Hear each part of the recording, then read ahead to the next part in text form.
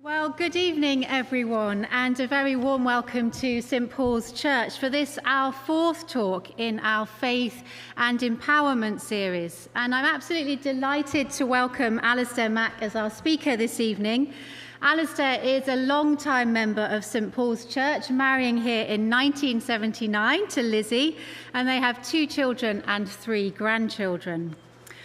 When I read Alistair's biography, I was hugely impressed. He has a very distinguished career. Among other achievements, he served in the army from 1986 to 2019 and is now a retired lieutenant colonel in the Educational and Training Services. And Alistair's been awarded the Queen's Commendation for Bravery for the rescue of Kosovo refugees, as well as the US Bronze Star for services as the senior British officer responsible in Kuwait and southern Iraq for managing the coalition humanitarian aid operations. And there are other awards, but I won't list them all. Alistair is currently the Deputy Chair of Windle Trust International, a leading education NGO which has worked for nearly 50 years in the impoverished Horn of Africa. And as part of his trustee role, he undertook monitoring and evaluation work in Kenya and South Sudan in 2023, and later this year is scheduled to return to South Sudan and undertake a first visit to Somaliland to review the education programs there. So this series of talk has inviting practitioners, so people with practical knowledge of how their faith can empower them and others around them. So Alistair, we're very much looking forward to hearing you this evening. Thank you.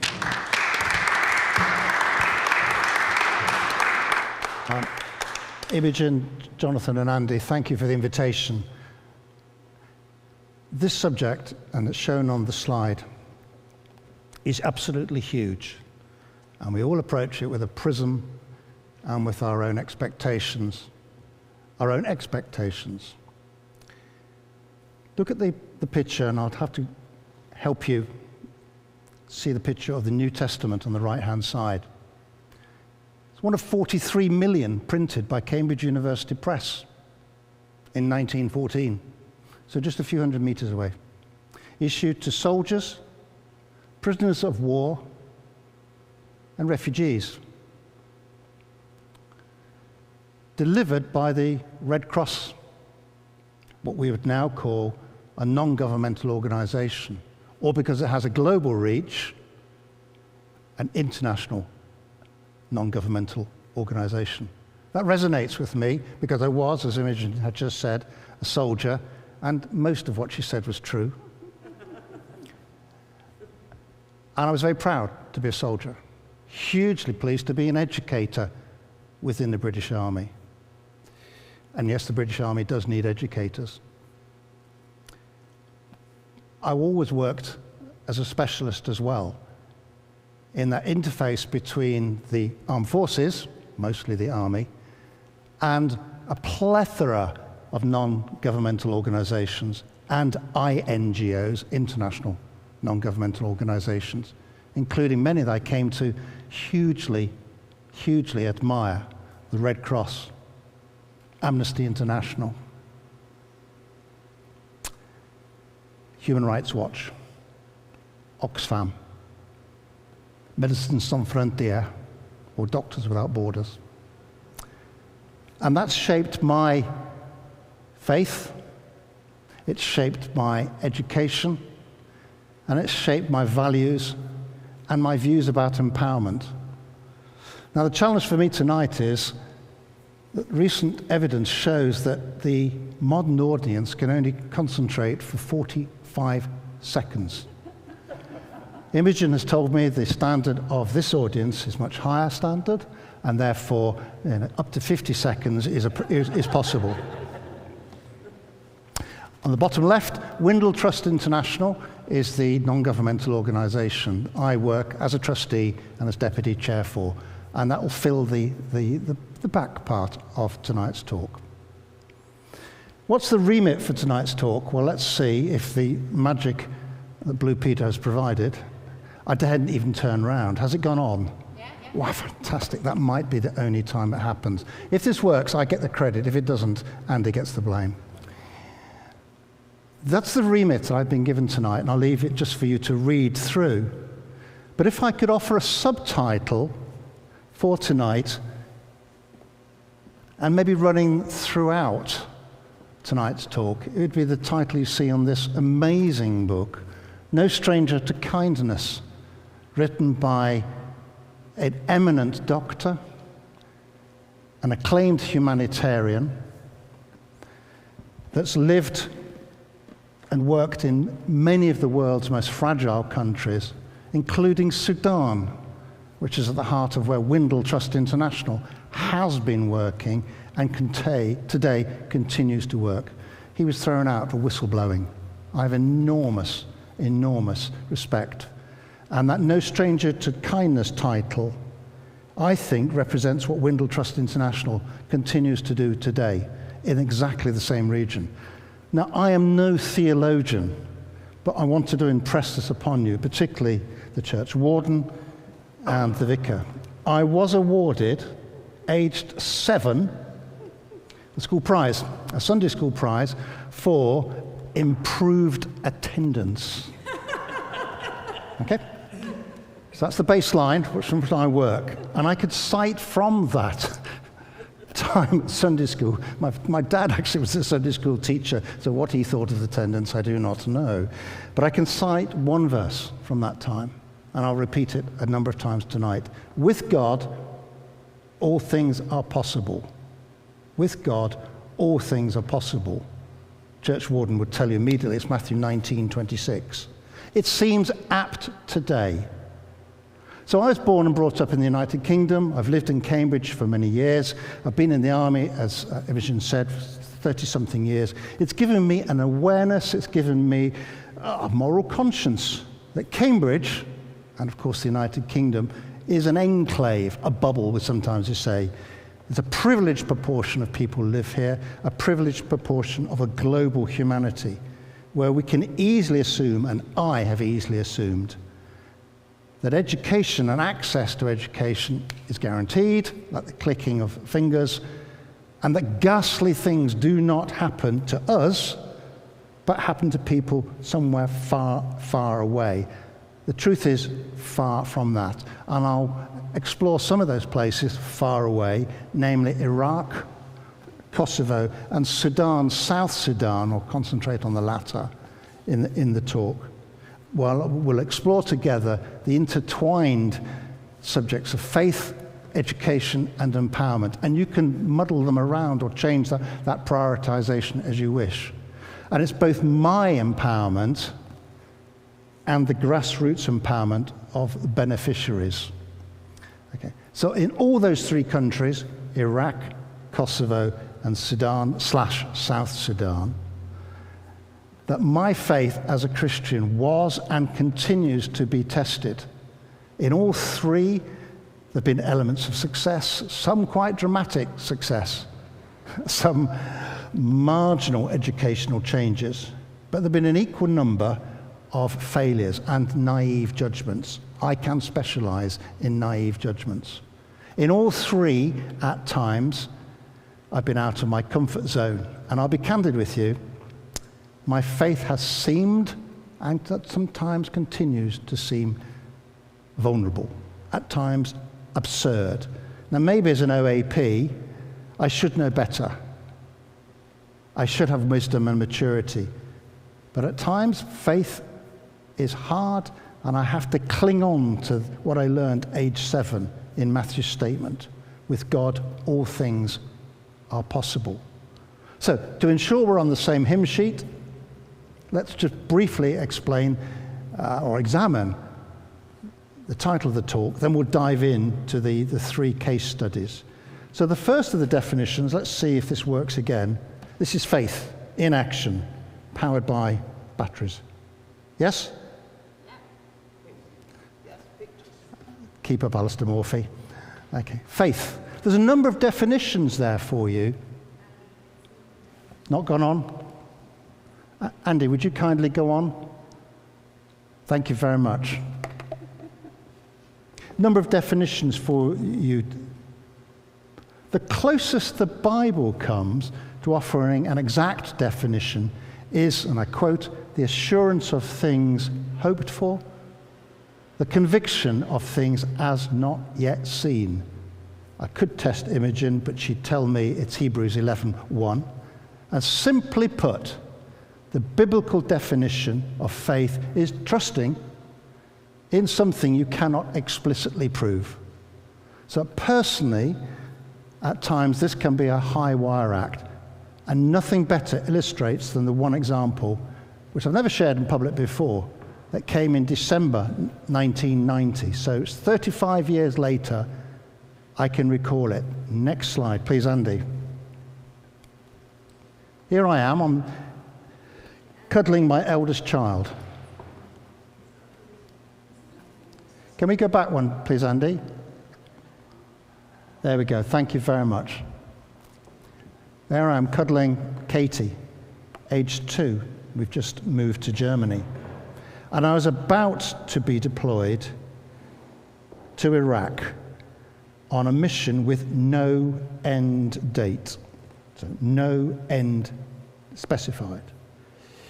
Before I was deployed, a very close friend and colleague spoke about his own father, who at the start of the Second World War in 1939 was deployed with his regiment for a similar open-ended time frame. That soldier and that father returned home 5 years later, shortly after VE Day, which we celebrated quite recently. His child did not recognize him in 1945. And that story terrified me. As a junior officer, I was a captain, I had concerns about my professional competence, the switch to my war roles, my fitness to do the job that I was paid for in difficult circumstances. I had those concerns, but the overriding concern was about the damage the prolonged absence from home would have on little Katie. There she is. The picture with her saluting, and it's a very poor standard salute, by the way. Drill went out of the door when I came back from Iraq. I had to live by faith alone. Let's just try. Next slide, Andy. Fantastic. It's a Van Gogh, in case you're worrying. I had to live by faith alone. To express this another way, at that point, I needed intellectual acceptance and trust. Recall that Hebrews passage? The assurance of things hoped for, the conviction of things as not yet seen. So a chair can be used to illustrate this. Intellectual acceptance is recognizing that a chair is a chair. It's designed to support a person who sits on it. Trust is actually sitting on that chair, even though you don't think it's going to collapse. But the challenge at times is that sometimes the chair is not a luxurious St. Paul's church chair, or a lovely sofa, or a swivel chair, or sometimes it's a rocking chair. Sometimes it's a stool of questionable weight-bearing tolerance. So how are you going to find out? Well, that requires additional levels of faith. So let's move on. Empowerment. The next slide, please, Andy. The photograph on the right is an army officer commissioning scroll or parchment. I'll refer to it later. And I recognize that there'll be times that you can't see these, so you'll be challenged by the 45-second rule and your eyesight, so I'll get closer to help you out. Empowerment's a second noun, and I've put a number of definitions for empowerment. Let me just read through them for you. Authority or power to take action. Not make decisions, but before that, to take action. And it's a process which you can build. It's also a catalyst for change and impoverishment.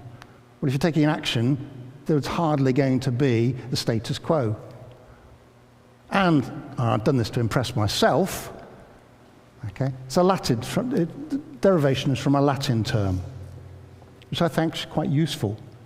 Educare, meaning to bring up, to nourish.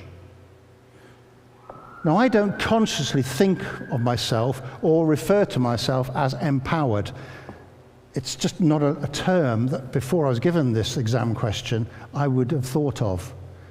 I don't perceive myself as particularly ambitious, and sometimes, without putting myself down, I feel struck by sort of self-doubt and inadequacy. When I think about it, however, it's probably because I often detach empowerment from faith. So I'll come off the therapist's couch now, another chair, and personally the best example of empowerment comes from that commissioning scroll, signed by Her Majesty the Queen, now King Charles, received after very demanding training and education. It provides the authority for a new officer vested in the powers of command, the authority and power, to do, and I'll quote this carefully and repeat it, I am empowered to execute official acts. I must emphasize the last two words, not just I am empowered to execute official acts. So if ever I needed to stop and think, have I the authority to do what I think is right and what I've been trained to do and what I've studied to do, that commissioning scroll was my source document. Next slide, please, and I'll read all four of the education terms. It's a process, again, of receiving or giving systematic instruction. It's an enlightening experience. If it isn't, it's dull, and why would you be doing it? It comes from Plato. And learning is not confined to school, which is just as well because I left in 1976. And education, as far as I view it, is a lifelong experience to be nourished. I particularly like Plato's definition, the means to achieve justice, both individual and social, because that reminds me of the wider responsibilities. And that resonates with my role as a charity trustee. Now, I only started 4 years ago, but it is truly, I think, relevant today. And I need to continue to understand there is no finished state in being educated. I don't get to a finish line and then stop. Even at 67, being in my old man era, I've borrowed from Shakespeare to help you on that point. Okay. So who am I? Where am I taking you on this imaginative exploration? Now, these slides are going to rock you to your core. Next slides, please. How could a lad that handsome grow into this? Yes, okay. Black and white pictures given to me by my brothers on my 60th birthday. And they put in because my first education came growing up in Northamptonshire, and it came from my family, who lovingly encouraged me to use my talents. And whenever possible, aim high. They also told me to do my homework, which is another subject I don't want to go down.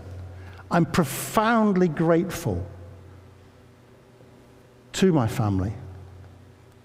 They were Christians. They were hardworking. But they helped me shape my outlook and my education work today. How in 1969, next slide, my brother-in-law is going to die looking at this. How in 1969 I scraped into a state grammar school is a mystery. How David ever got into the same school, I've no idea as well. But it was an approved school, so now you know. I was good at two subjects, sport and history. And without knowing that there was something called a gap year, I moved straight on to Sheffield University to read history. I hit the jackpot. A whole new world opened up to me. Here I am smiling at graduation. And I'm truly privileged, and it's not sentimental rhetoric, to have gone on to higher education and to continue to access education. This stat resonates. Some 15% of my adult life has been engaged in higher education. I have received an enormous amount. It's 7 years, full-time, no cost, adult education. That is a phenomenon. Next slide, thank you. After 3 years teaching in York in a secondary school, and I was serving as a reserve soldier in the Territorial Army at the time, which means I'm very good at digging trenches, I decided to take a leap of faith, and I joined the regular army. So there's the photo, bottom left, of Lizzie and myself having passed out at Sandhurst in 1987. And on the right, there's some minor royalty. I have absolutely no idea. I should step aside and say, when Princess Diana was reviewing us, within the platoon, and that's my platoon you're looking at, we were betting on who she would stop and talk to. And the fine that we were imposing upon anybody she spoke to was well over 4 figures. So, in other words, if she came up to Second Lieutenant Chaplin and said, "And what did you think of your time at Sandhurst?" he was going to get fined about £1,000. I've never been so delighted to see her pass me by. Okay. So, I referred earlier to the commissioning scroll received. Remember, I was always a soldier first, then an educator, and then a specialist. So what was my specialism? Okay. I specialized in what was called civil-military cooperation, that interface with non-governmental organizations. And in this context, I'd like to briefly introduce my 3 case studies of that educational practitioner implementing humanitarian assistance, working with NGOs. All 3 reveal my faith, or lack of, and empowerment, or lack of. And these experiences are full of contradictions, some triumphs, and decision-making, both sound and utterly absurd. The first country, slide 10 please, the first country, if at all possible to imagine, is Iraq. I'm going to walk up to the slide, and as I walk up, you have the map on the left-hand side. You have Kuwait City here. I'm going to refer to it later. There's the border with Iraq, and we were operating in this southern Iraqi area. In 2003, I was working further north and right up to the capital of Baghdad. The photograph from the right, and I recognize it's not easy to see, is a church service held in the field, or in the desert to be absolutely accurate. A fantastic army chaplain, also called Alistair, so we're on good grounds, Alistair Hegarty, and I'm at the back right. And it was a rock for me, that service. Once every 2 or 3 days, compline, just time out and time to root myself in the Lord. What was I doing? Next slide, thank you.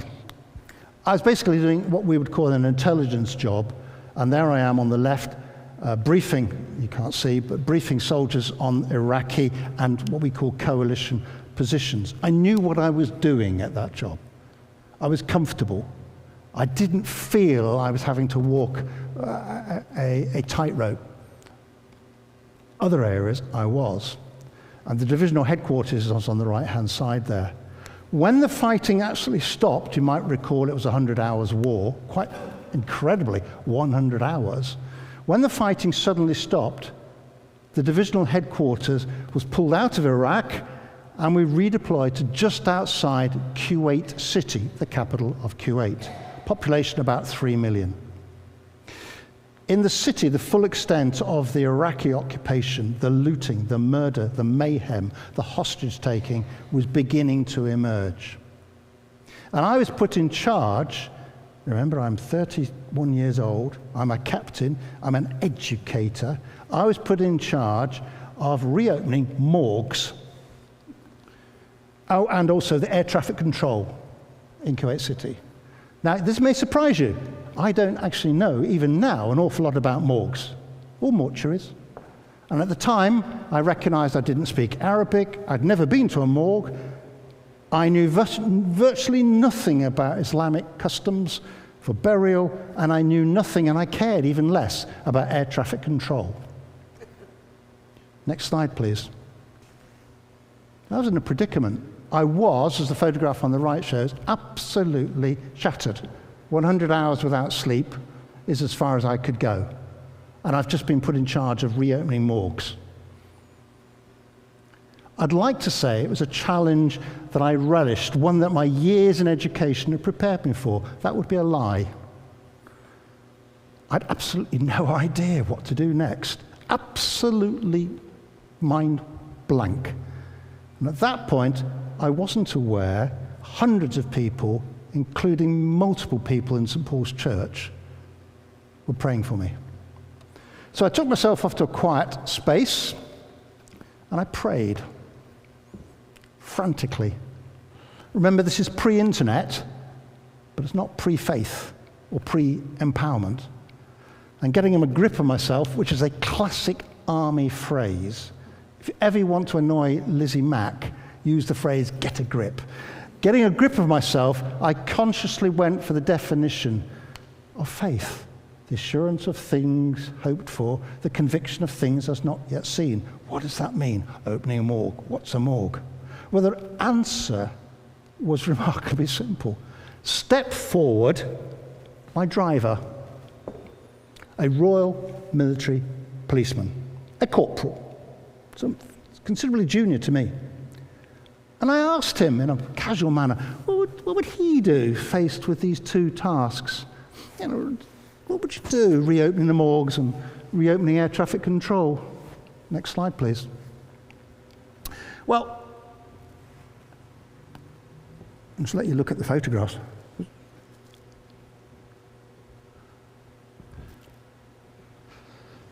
Without pausing, he told me he'd drive into the city. Somehow he'd find the Kuwait airline office and he'd find the local expert.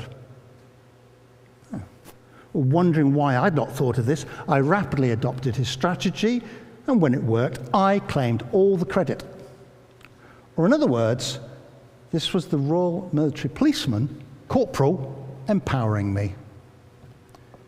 As a matter of record, Kuwait International Airport was reopened within 4 days of the Iraqi retreat. And our point of contact, found at the Kuwait Airlines office in central Kuwait City, was the chief engineer. He was returning for the first time in 7 months to the office. We walked in, he walked in. He spoke superb English. Remember, I did not speak Arabic, inshallah. He knew everyone in the city. But shamefully, he supported Arsenal. His son had been in hiding in Kuwait City for 7 months. He did not know if his son was alive or dead. About 1,000 Kuwaitis had been executed.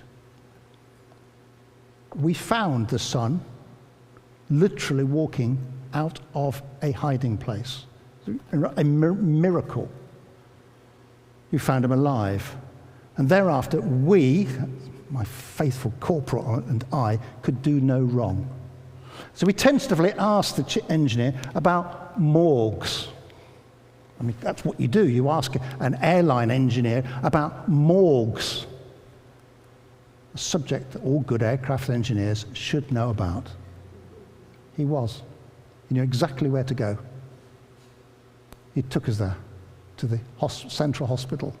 He took us into the morgue, about the size of this church. So education in this context was an enlightening experience. And let's be honest, sometimes to be empowered seems absolutely ludicrous, sometimes miraculous or heaven-sent. Let's jump on to the case study, if I can. Next slide. This is the Macedonian-Kosovo border. I'm going to walk up to it just to orientate you a little bit. Anybody been to Kosovo? Okay. This is the capital of Macedonia, now called North Macedonia. It's called Skopje. This is the border with Kosovo. This is Pristina, the capital. The photographs of refugees fleeing over that border. Something in the region of 60,000 fled south into Macedonia. An equal number went to Albania. And I'm put in charge, not of Borgs or air traffic control, I'm put in charge of running a refugee camp for these desperately poor refugees. The key difference was I'd spent a decade mastering my brief, learning about international humanitarian law, absolutely relishing, but also just getting my nose into this type of book. That book, by the way, is groundbreaking. Absolutely wonderful. I learned about peace enforcement operations. I spent 6 months in Bosnia and then the 6 months in Kosovo. Historic context, next slide please, and this says it all. Those are my photographs, that's ethnic cleansing. That's passports and identifications that have been ripped up, so that when they crossed the border, the refugees could not be identified and could not therefore be tracked. They've been expelled into Macedonia, and there were no, and I mean no, UN workers or NGOs in the country at that time to provide humanitarian care. Standard practice is for one humanitarian agency, normally UNHCR, to take overall coordination role. But they were out of Kosovo. They deployed to other emergencies, of which there are a multitude at the end of the 90s. The next slide, please. I talked about one Royal Military Police corporal answering my needs. This is 250 Royal Engineers, and I'm in there as well, who built the refugee camp. You can just see behind the white tents. And if you can just point, you can just see a minaret behind, that's into Kosovo. I'll go up just to orientate you. So there you've got the builders of the 10th largest city in Macedonia, built in 48 hours. Built by these 250, we call them sappers, Royal Engineers. We took the photograph when we had a UN representative. It's the lady just there. And the other gentleman in blue is the press officer. Okay. Quick trip into the camp. Andy, for next slide, please. That's the camp mayor. That's what I was called. That is my accommodation for about 3 months. You can just see my bed in the front. And each night into that shelter, about a quarter of the size of this church here, would come the supplies for 40 to 45,000 refugees, mostly emaciated ladies and small children, very few young men for obvious reasons, and quite a lot of older men, desperately needing support. So I'm putting in charge of running the refugee camp. I live there for 3 months. You've got my accommodation, and that tested my knowledge, my patience, my expectations.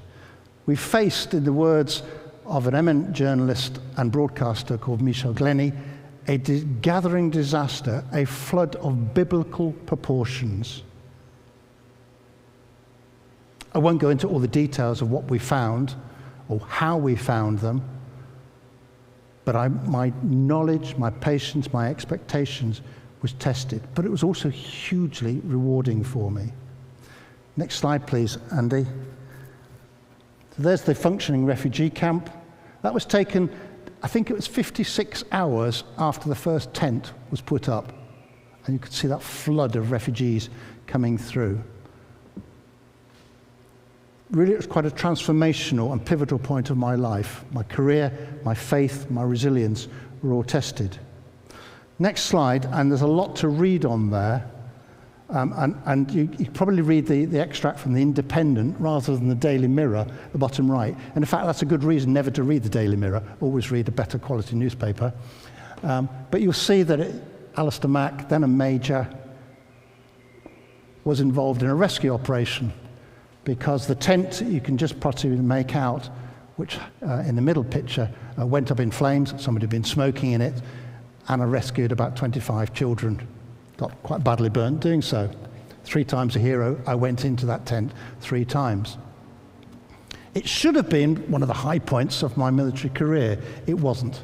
It was the complete and utter opposite, because I was featured on the TV, featured in the media, and a couple of days later I heard from Lizzie that our 5-year-old son Angus was at St. Paul's School, hadn't seen him for 4 months.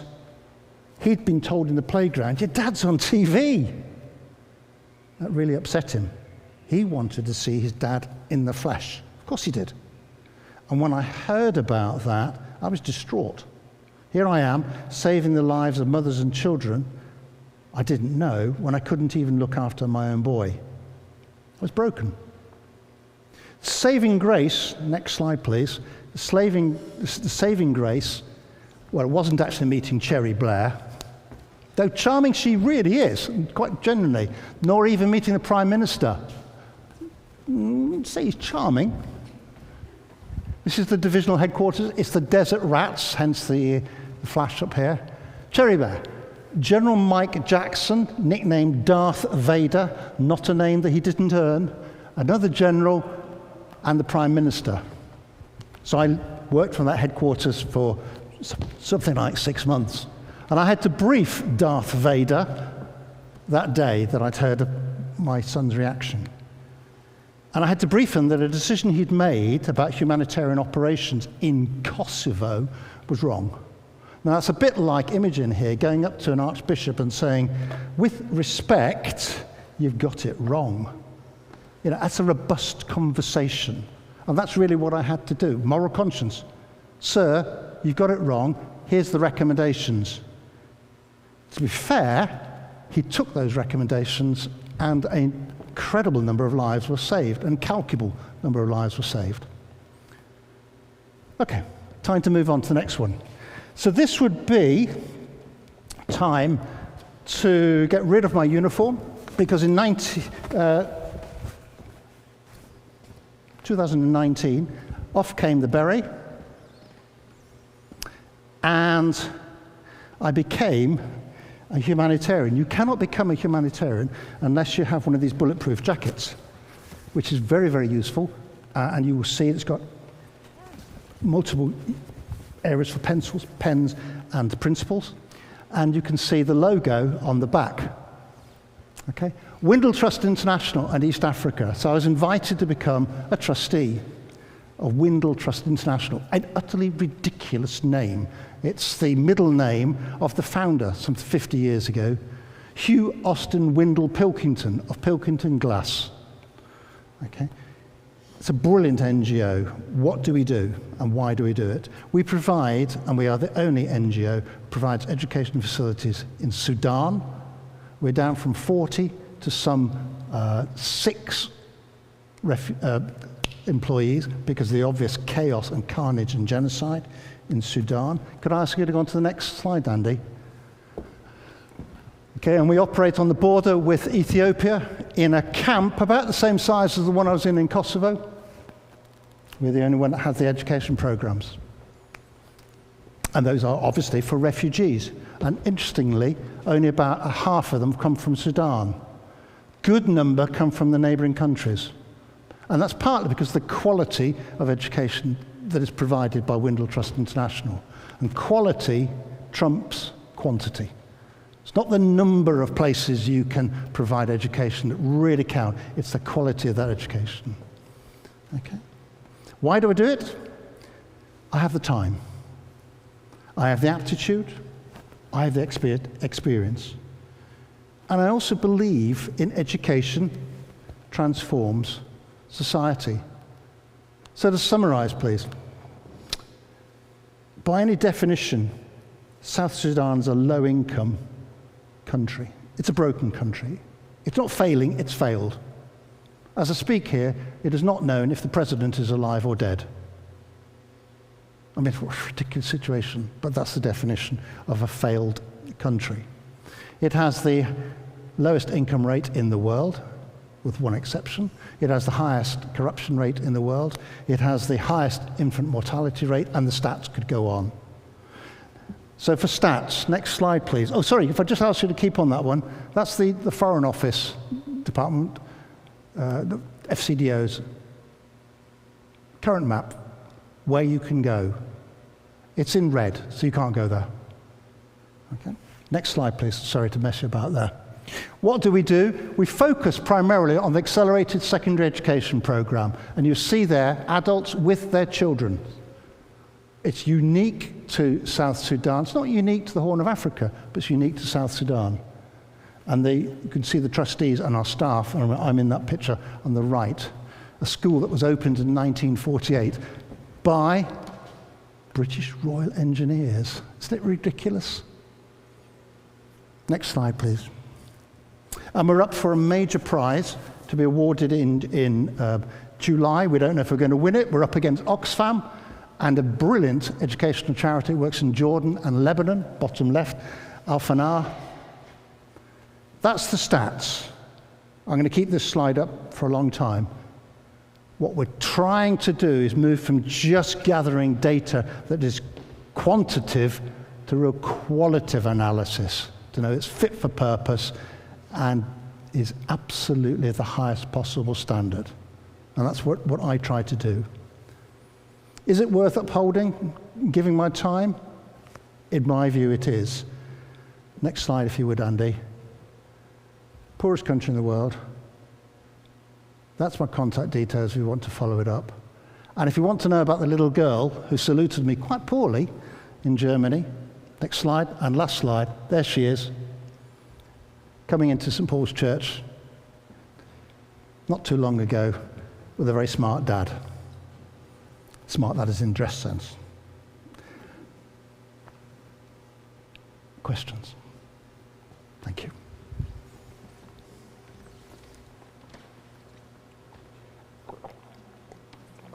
Well, Alistair, thank you so much for such an honest and interesting, fascinating talk about something of your life and work and the extreme situations that you've operated in.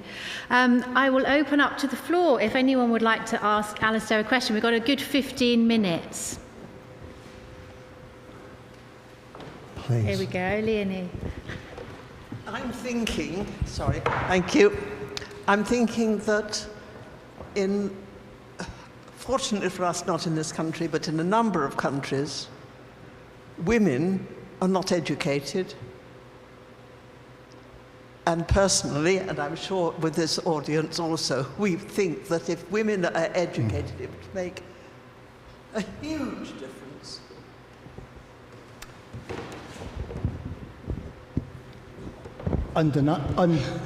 Undoubtedly, you are correct, which is why and we're not the only education sector NGOs that do this, we focus upon access to education, irrespective of gender, enabling girls to come, which means that we make it safe and secure. There are major hygiene factors. We employ as many female teachers as possible, and we train specifically female teachers and governors, and the two are interlinked. So you can become a qualified teacher in South Sudan. It used to be the same in Sudan, with no qualifications. You did not even need to finish schooling. And we provide a gateway for men and women to return to the class, and we will fund them. Can I ask you just to go back a couple of slides, Andy? Thank you. Next one, next one, next one. And you'll see a teacher in a minute. Next one, sorry. Next one, next one. He's good at this. Now stop, thank you. And it's not very clear, but on the left-hand side, you've got a picture of a class. It's girls. So it's girls. 30-something girls. They're 9 years old, and we enable them to stay, and we fund them to stay in this school. The teacher, we pay. We provide the motorbikes for the staff to go into and out of school, to avoid the girls being sold for a bride price. That is a bride price passing me by. That's a good quality girl that's going to be bought. That's the dowry. So we're acutely aware of that. Yeah, thank you. Since I got the mic, I'm going to ask a question. Fascinating talk, thanks so much. And also a great reminder of what our country asks of its military personnel, for which we're very grateful. Can you say a bit more about how Windle operates? You know, its funding sources, its field operations on the ground. Do you work with any state agencies? I mean, probably there aren't any state agencies in South Sudan, but there are probably in other countries. What's your sort of modus operandi? Where possible, we fund from three sources: the World Bank, MasterCard Foundation of Canada, and where possible, it used to be Department for International Development, now FCDO, Foreign Commonwealth and Development Office. That latter part has been significantly reduced. But because we don't make that our key fundraiser, and we have alternative sources of funding, Cambridge Assessment is one of them. We become their accredited partner to deliver the international GCSEs and the IELTS, Education Language Examination Board. We earn an income from that. If we had taken USAID funding, United States Aid Department funding, we would, and if we heavily relied upon this, as 4 other NGOs were doing until February of this year, they've all closed down their operations because they simply cannot keep them open. We work with the ministries, Ministry of Education and Ministry of Gender, to deliver. If we did not have their approval, we could not operate legally and actually morally. We also work with, there are about 6 universities in South Sudan, 1 principal, 1 Juba. We work there. So our teacher training program is certificated by Juba, the university. The same did work in Sudan. That has been decimated. And we only work out of Port Sudan now and in the refugee camp. We work with the refugee camp with Médecins Sans Frontières, health and education together. So you can come for your learning, but you receive medical support, literally the same tentage. We are a middle-income NGO, so we're running in low millions. If I was to show you the slide, Oxfam, no surprises, is a global international NGO, and you could check up on their accounts with the charity commissioners. It will tell you exactly, but they will be in multiple millions, but will be locked into Department for International Development, or FCDO now, which is hampering them enormously. We, by God's grace and cunning, have not fallen into that trap. I'm not sure if it's God's grace or cunning which has led, to be honest. There we go.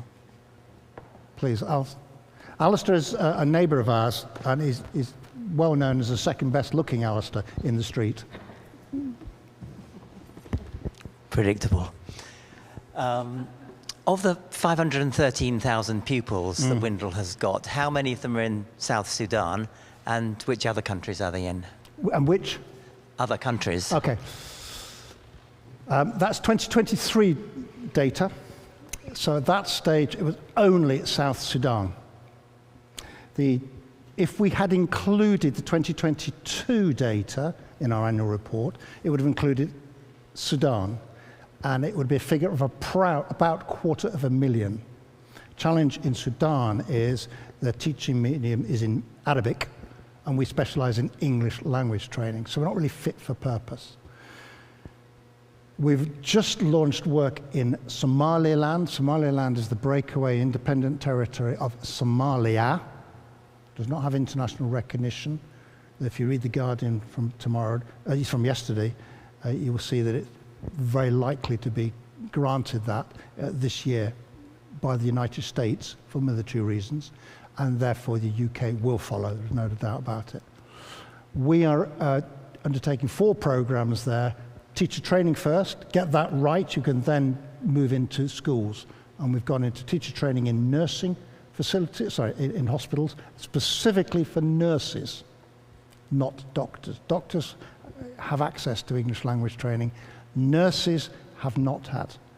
And what the problem with that is that it means they're very limited to go abroad to learn any professional development.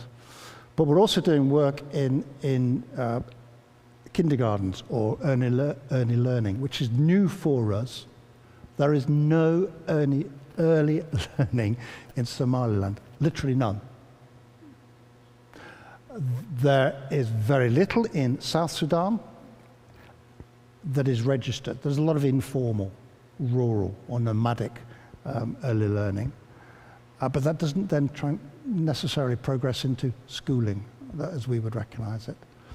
Does that answer your question in terms of numbers? Okay. And just a follow-up question on the first question about girls. You've got 68,000 girls, so that's 13% of the total. Why is it such a low proportion? Because girls they're traded for marriage, and they're not often released by families. There seems to be an income loss if they go to school. Perception is all. Why allow her to go to school? She could be out doing. She could be married. She's off our hands. That is a huge cultural, we would view it as a barrier, but it is the glue that holds much of South Sudanese nomadic community. If I was to show you the map again, if you go up to the border of Sudan, there's a disputed area called Abai. It's disputed because both Sudan and South Sudan want that territory because the main oil pipelines are to pass through that territory. We have not, in something like 12 years, had one girl, not one, permitted to go to school. So we work around this, and we bring the schooling to the girls, which is why working with governors and if I call them tribal leaders, it's not quite a correct title, is absolutely critical, because until we have that support and that buy-in, we're up against a brick wall. So that's a barrier we have not yet cracked, and I don't know how we will, particularly since it's a closed area.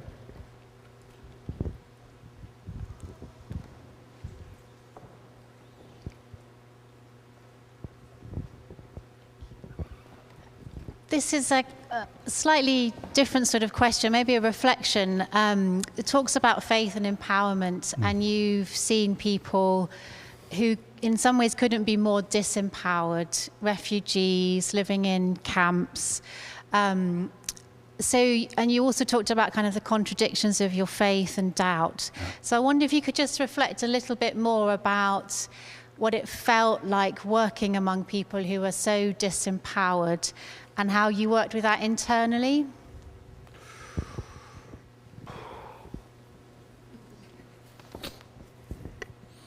I worked in Sierra Leone, in West Africa, for 1 year.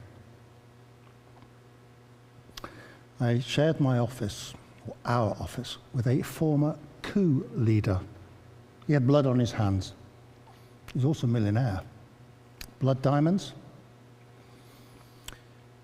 When I left his office, our office, every day, I used to walk from the second floor of the Ministry of Defense in Freetown, Sierra Leone, and there was a school outside. And I used to see the children lining up to go home, and then tumbling out, playing their games of football. And I used to think, I've just left a man that has power, has charisma, has authority. And I'm looking down at children who have the only education that was available. That was up to the age of 9, maybe 10, if their age could be proven, which was not always the case. I struggled to leave an office where I knew how to operate, even with a thug, and he was. And I knew the sort of the levers of power. As I walked down those stairs, I used to think, how do I interact with these children and their teachers? And I couldn't answer that. I was not lost, because I decided this is too big a subject for me, given the job I'm doing, to spread my talent over. Now I'm retired, I have the time. Why am I a trustee? I have the time to address exactly what I saw on a daily basis of those children receiving a pretty poor basic education. So, when I worked in Sierra Leone, I couldn't answer your question. I avoided the question. I now am able to address this question, and I basically think, God, you've given me certain talents. I can do for our charity certain activities that I know the rest of the trustees can't do. I have that skill set, that horsepower, that aptitude, that experience. It's like a LinkedIn profile, isn't it? And I just have to accept where God puts me, I am going to work to my strengths, because actually, ultimately, they're his strengths that he's given me. I mean, that's perhaps quite a long answer. Remember, I peaked at 7 for theology. But that's really all I can answer it. God puts me in a position. I will do my best to uphold that. I'm going to fall down, back on my knees, and as I was before I met my corporal to guide me back in 1991, I'll pray. It's as simple as that, or as complex as that. Thank you so much. Does anyone else have a final question? I believe, if not, Alistair is around over tea and coffee to have more informal chats. Thank you for coming this evening. I can't remember who's on next week. Is there one next week? It's Beth Phillips. Beth Phillips, who's also a member of our congregation, and she's talking about faith and interfaith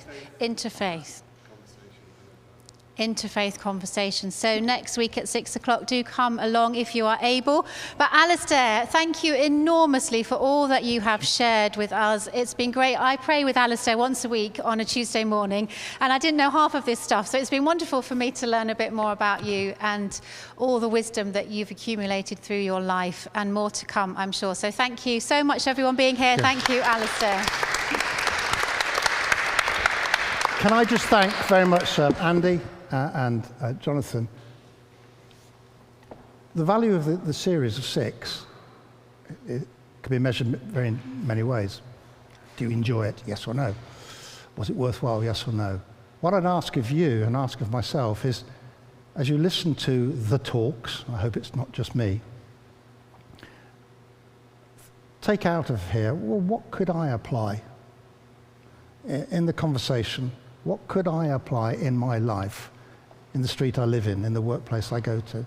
What have I learnt? And what will stand the test of time in 3, 4, 5 weeks or months' time? That's the value of what Jonathan and Imogen and Andy have put together, is giving a platform to stimulate thought and a framework. And you've got the contact details. Can I just ask you just to put them back on? And I'll give you some cards if you want them as well. Thank you.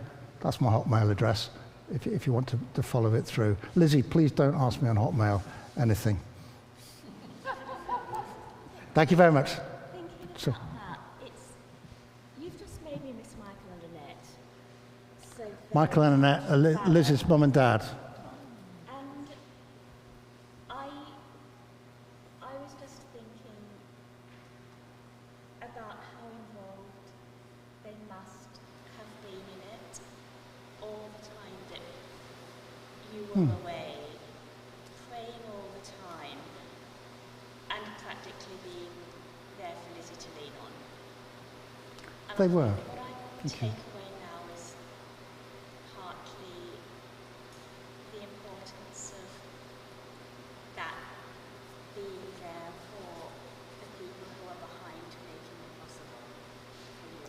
And they were both family and a bedrock of prayer. And I've got Jane. We could have Kip. We could have Simon Brooke. Pembroke, David and Mandy. I mean, I'm just picking out at random people that continue to pray for us. And I was empowered because people, some of whom I know, many who I don't know, prayed. So when I was sitting at the back of that tent in the church in the desert, I knew there were people praying for me, and that was an absolute rock for me. I've used that phrase a number of times. Thank you. Can I take this off now? I think you should close in a prayer. Do you do prayers? Do I do prayers? Off the I mean, if cuff. I Some actually people said hate it. no now, this would be A, embarrassing, and B, I wouldn't get my fee, would I? It's true. So you're going to have to do it whether you like it or not. So, Father, we thank you for tonight. We thank you for the opportunity to serve you. We thank you for your protection. And we embrace that protection through the coming days and weeks and months. And for those involved in leading education or receiving education, we ask that you support and empower those, both at St Paul's School down the road and middle and higher education throughout this land. Amen. Amen. Good enough? Perfect. Theologically sound? Perfect.